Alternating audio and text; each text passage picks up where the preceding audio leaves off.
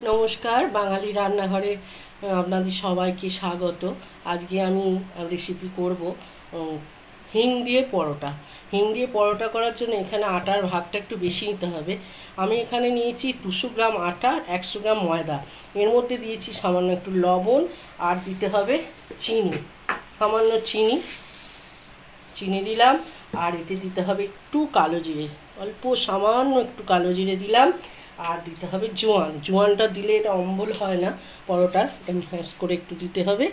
আর দিতে হবে এখানে হিংটা আমি বেশ খানিকটা দেব, এতটা মতন হিং দিলাম। হিঙের পরোটাটা এরকমভাবে করে একটু খেয়ে দেখবেন, খুব ভালো লাগে। আমি এটা ভালো করে একটু ময়ান দিয়ে তেল দিয়ে মেখে রাখছি।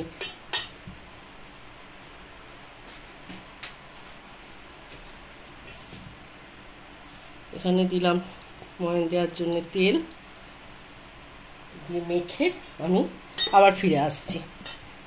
পরোটার ডোটা করে রেখেছি, এই দেখুন এরকমভাবে ডোটা করতে হবে, যাতে এইভাবে আঙুলটা দেবে। কিন্তু এটাকে আমি আধ ঘন্টা এবার রেখে দেবো, তারপরে আমি আবার আসছি। আধ ঘন্টা রেখে দেওয়ার পর আমি ফিরে এলাম। এবার এইভাবে লেচিগুলো তৈরি করে নিয়েছি। এবার আমি পরোটাগুলো তৈরি করে নেবো, আমি আবার দেখাচ্ছি। আমি এইভাবে পরোটাগুলো বেলে নিচ্ছি।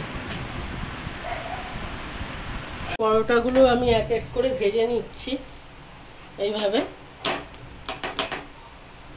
আমি এখানে সানফ্লাওয়ার তেল ইউজ করছি, আপনারা যেখানে যেরকমভাবে করবেন, যে তেলেই করুন না কেন। এইভাবে প্রত্যেকটা পরোটা আমি এইভাবে সেঁকে নিচ্ছি। এই যে তেল দিয়ে আমি এভাবে হালকা করে সেঁকে নিচ্ছি, খুব একটা তেল আমি ব্যবহার করছি না। এক এক করে এরকমভাবে পরোটাগুলো আমি সেঁকে নিলাম। এইভাবে পরোটাগুলো সেঁকে নেবেন। আর যদি আপনাদের ভালো লাগে একটা লাইক, কমেন্ট আর শেয়ার করবেন।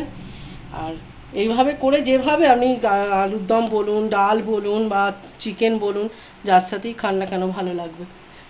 হ্যাঁ, সুস্থ থাকুন, ভালো থাকুন, ভালো খাবার খান।